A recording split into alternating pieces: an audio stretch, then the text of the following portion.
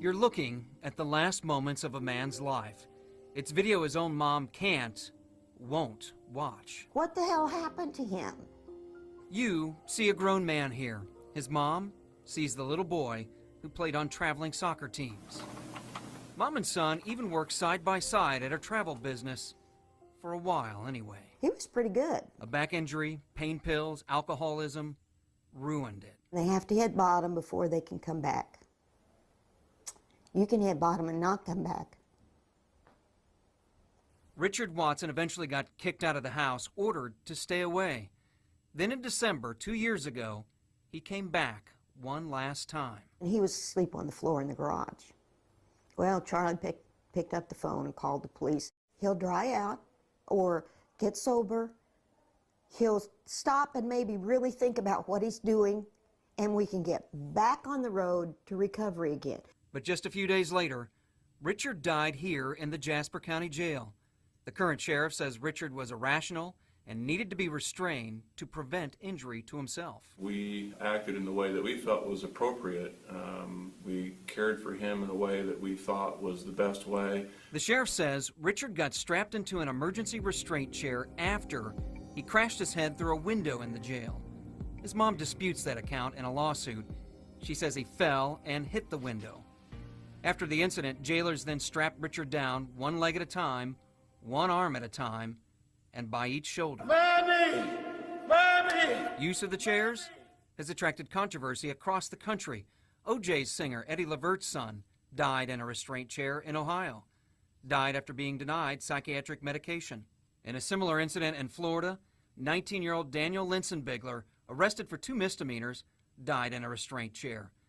Reports say he wound up in jail after apparently having some kind of psychotic break. I think my son died a heinous death. And a North Carolina jail even had 2 men die in the same chair. In 2006, one of those men died while strapped in and vomiting from seizures. I think that people who have medical conditions shouldn't be in that kind of a restraint. Richard Watson had medical conditions: high blood pressure, anxiety, depression, and alcoholism. But he sat in the chair in Jasper County for 21 straight hours. He got occasional water, and it appears some medical attention. He also got a chance to stretch his legs without standing. We timed one stretch here. It lasted about 30 seconds. But the family says Richard got no medications, and we didn't see him stand up and walk to get a bathroom break in the 17 hours of video we could view. This is a manual that goes with the chair. Richard's mom doesn't understand how the warnings were missed.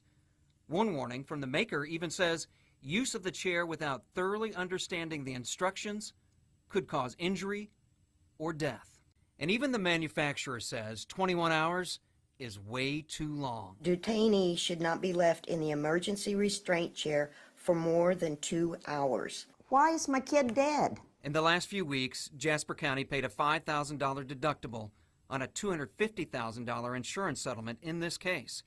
But the county admitted no wrongdoing and no jail policy changes are planned. I certainly sympathize with her loss, and obviously it's not the outcome we wanted for sure, but we were doing the things that we thought were appropriate. I think the chair should be restricted from use. While Jim Reeves of Burrell Behavioral Health doesn't support a ban on emergency restraint chair use, he does say the chair should only be used as a last resort and under nearly every circumstance. Mental illness is better served in a medical setting. Jane Brown hasn't watched this video. In it, it's clear her son is struggling.